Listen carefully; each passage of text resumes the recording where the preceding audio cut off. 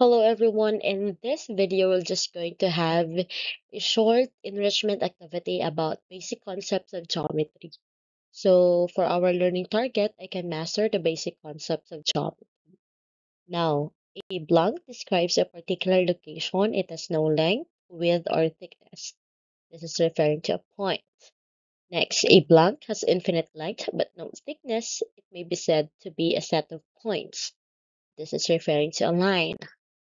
Next, a blank has infinite length and width. It may be considered as a surface. So this is a plane. Next, it's a subset of a line that has one endpoint and continues on one side. In naming this, we start from the endpoint. So this is referring to a ray. Next, it is a subset of a line that has two endpoints. All the points in between its endpoints are collinear. So this is referring to a line segment. A set of points that all lie on the same plane is called coplanar. Because again, these are all the points that lie on the same plane. So the clue here points on the same plane. So coplanar. Now this time, these are the points that lie on the same line. So this is termed as collinear points. Next, points that do not lie on the same plane. Okay, so this time we call it non-coplanar. Again, because these are set of points that do not lie on the same plane. So non-coplanar points. Next are lines in the same plane that never meet. It is indicated by this symbol. Okay, so this is referring to parallel lines. Next, these are lines that intersect.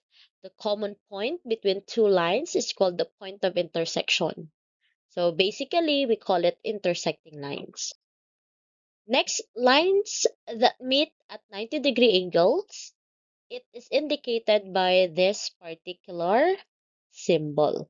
All right, we are referring to perpendicular lines. Now, is a point at the exact middle of the two other points, and this divides the segment into two equal segments. So we are referring to midpoints. Now, are two rays that both start from a common point and go off in exactly opposite direction. So we are referring to opposite rays.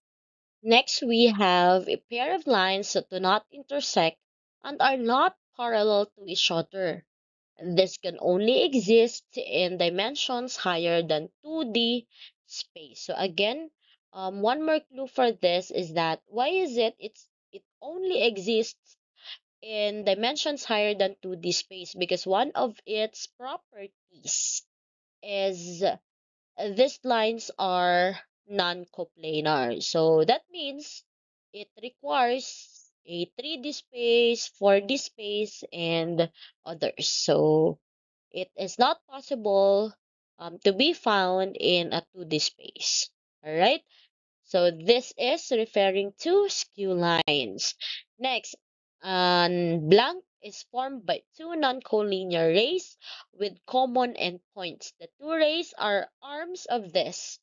The common endpoint of the rays is the vertex of this. So we are referring to angle.